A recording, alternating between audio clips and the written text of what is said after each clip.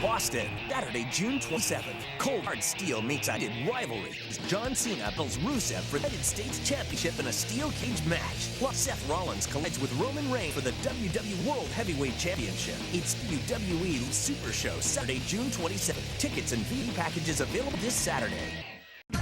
You already know Kowloon Restaurant, established in 1950 and spanning 4 generations, serves a multi-Asian menu. Did you also know that Kowloon Restaurant is New England's premier Asian dining and entertainment complex, serving Cantonese, Szechuan, Thai, and Polynesian cuisine? And did you know that Kowloon Restaurant is also the home of the finest Japanese sushi? If you haven't dined at Kowloon Restaurant lately, then you simply haven't dined at Kowloon. Kowloon Restaurant, Route 1 North in Saugus. This is Shelton Benjamin. This is Harley Race. This is Mick Foley. This is Mr. Wonderful Paul Orndorff. This is the Monster Abyss. This is Daniel Bryan. This is JBL, and you're watching the MWF. Be there live.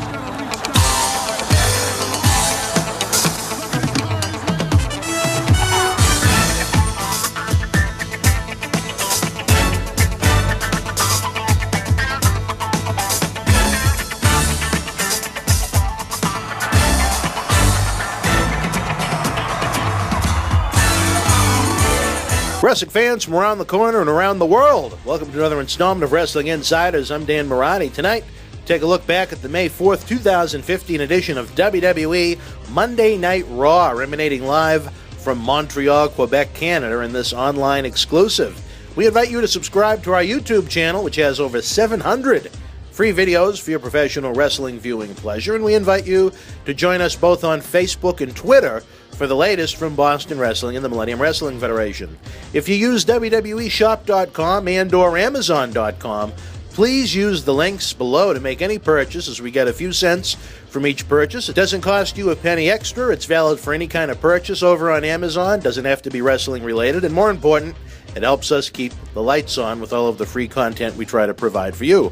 You can also help us directly using PayPal at bw@bostonwrestling.com. We're big on documenting professional wrestling history, covering news, and providing fans with tremendous live in-ring action, but it all comes with a cost. If you enjoy the content we provide, $1, $5, $100 really makes a difference in what and how much we can bring to you. Also, please like and share this and any of our videos you enjoy. The more fans we have exposed to what we're doing up here in Boston, the better.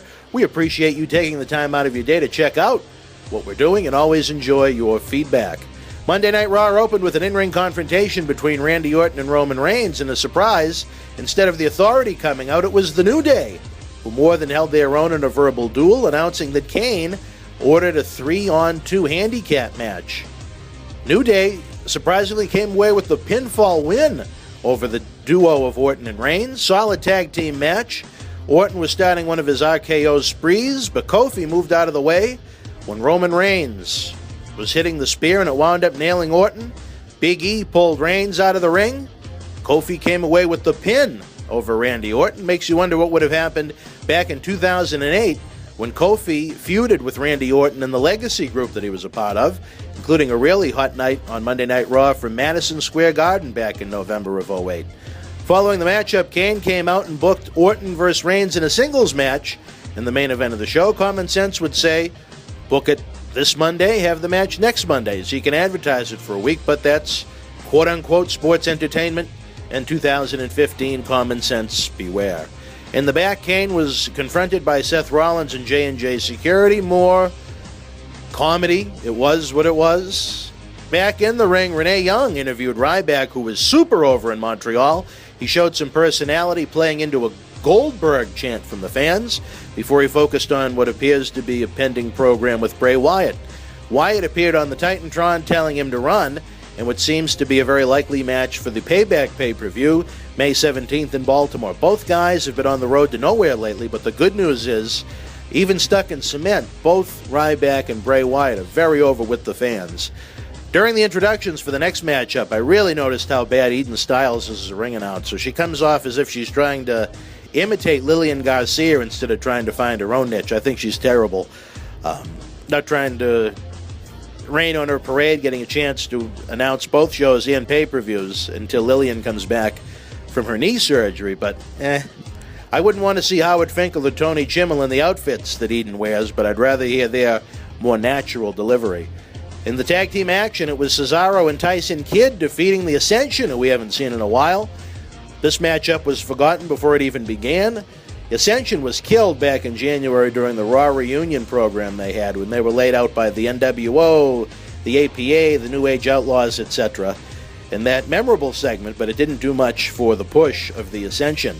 Prior to the Dean Ambrose and Seth Rollins match, Kane came out once again and stated that since Rollins said the upcoming match was quote-unquote unimportant, he was adding the stipulation that if Ambrose beat Rollins, he'd be added to the Rollins-Orton-Reigns triple threat main event at Payback. The former Shield members went on to have a really strong non-title match, with Ambrose getting the win when the quote-unquote banned J&J Security ran interference, and it backfired. Ambrose got a reversal for the pin. During the match, Michael Cole went on and on, almost giddy, about multi-person matches on commentary, as the finish brings us to a pay-per-view main event that nobody cares about at this point, on the heels of what is likely going to be a record-breaking fight over the weekend that fans had legitimate interest in. Take a look at that, a one-on-one match, the Mayweather fight. Singles matches are the money matches. If you don't have enough star power to fill out 12 monthly pay-per-views, maybe the free Raw and SmackDown presentations need to be looked at, and/or maybe the depth of the talent roster needs to be looked at to keep it more fresh. They had a throwaway 4-man pay-per-view last July at the Battleground show in Tampa.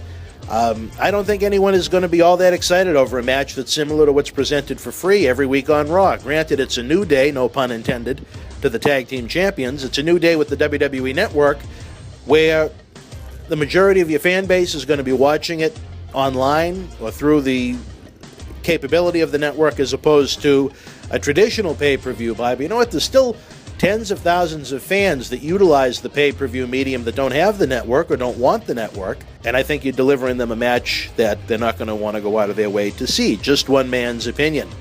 The Mark Mero Sable 2015 angle continued, where Lana is beginning to enjoy hearing the fans cheering for her. But why would they risk splitting up Rusev and Lana is beyond me. Now is not the time unless there's a really solid plan for both. There's a lot of mileage left in the duo, in my opinion. Look at recently how Miz and Mizdow were a team. The fans were into the Miz playing down Mizdow part of it, and now they're dead. They turned on each other, and they had a match, and I don't think anybody really cares about them at all right now. Make the fans want to see it so bad that they're willing to pay for it. Turning people on each other for no reason means no dollars, no interest. Rusev went on to beat Fandango in singles competition. Fandango is another guy desperate for a fresh coat of paint, as the dancing gimmick was over before it began. I remember stating to MWF chairman Neil Manolian very accurately at the SmackDown 2 days after WrestleMania 29 that once people got bored with his theme song, he'd be dead as well, and Fandango has been dead for quite some time. I think Fandango's a really solid talent, and hopefully he'll find his way as time goes on so he can continue to stay on the WWE roster. I know he'd be someone that I would draft if I was in that position. Great surprise featured the legendary Bret The Hitman Hart coming out for John Cena's U.S. title open challenge. He wasn't going to wrestle John. He was out to introduce Cena's opponent. First, Heath Slater came out and Bret Hart KO'd him with a microphone. And then he introduced and put over the hometown guy in Montreal, Sami Zayn, who was over a huge, outstanding match between Cena and Zayn. Would have been great to see an NXT guy come up and beat Cena for the U.S. title in their debut. I thought that would have been cool and kind of a tip of the cap to how Cena debuted back in July of 2002 when he confronted Kurt Angle. But this was a match fans loved. I believe the whole segments that they were in went about a half an hour from the beginning to the end of them. Cena was even playing a subtle heel in this one, and it helped get Zayn over like $1 million. Let's see if star booking continues for Sammy, or if his legs are going to be cut off underneath and have him be treated like any other guy on the roster, which doesn't make him a main event money guy. And unfortunately, that happens a lot. Naomi and the returning Tamina Snuka attacked the Bella Twins, who are en route to the ring for the scheduled singles match. Even though the heel turn was never explained, the Bellas are apparently babyfaces again. Good use of Tamina in her return. I guess everyone's supposed to forget in this part of the show who the Bellas and Naomi's significant others are, but hey, that's a different story for a different time. King Barrett came out before his tag team matchup and cut a promo. Is the crown going to elevate Wade Barrett as it has many former kings? John Cena Sr. and I talked about that on a recent Wrestling Insiders program, which you can find on our YouTube channel, absolutely free. It's a great history of the King of the Ring tournament going back to 1985 in Foxborough Stadium, former home of the New England Patriots. King Barrett and Sheamus defeated Neville and Dolph Ziggler. The crowd was dead for this one. Went into 10:55 p.m., which was really late. It was nothing special, but the crowd was still kind of coming down from the Bret Hart and the Cena-Zayn match.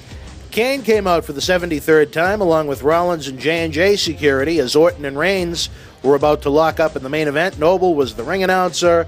Mercury was the timekeeper. Kane was the ringside enforcer. Rollins was the guest commentator. Orton and Reigns was fine. It was a typical Raw main event with no clear finish. The Authority interfered. They laid out the baby faces. The ring announcer never announced what happened. Ambrose ran in. They took turns hitting each other's finishes on them until Ambrose was the last man of the group standing. Pretty impressive. It puts Ambrose in a solid place, headed into the Payback pay-per-view. We have less than 2 weeks to go until the big one comes to Baltimore, Maryland. We know of the Fatal 4-Way Championship as well as John Cena versus Rusev in an I Quit match. See if the U.S. title will be on the line for that one if John retains through Payback. And don't forget, if you're a new subscriber, you can get the WWE Network free for the month of May with the link below. You can sign up for it now and take advantage of everything WWE Network offers, including the Payback pay-per-view, free Sunday, May the 17th. Fans heading into SmackDown this week. Will be interesting to see what the ramifications from a really solid Monday Night Raw is. Sometimes the 3-hour Raws can be a bit of a challenge to sit through. This week was not one of them. I was really impressed, and I enjoyed the majority of the show. Your feedback is always welcome. Send us a message via email, Facebook, Twitter, or even in the comments section below here on YouTube, as this is an online exclusive that won't be one of our television offerings. Folks, until we speak again, I sincerely hope that you and yours are well. Take care.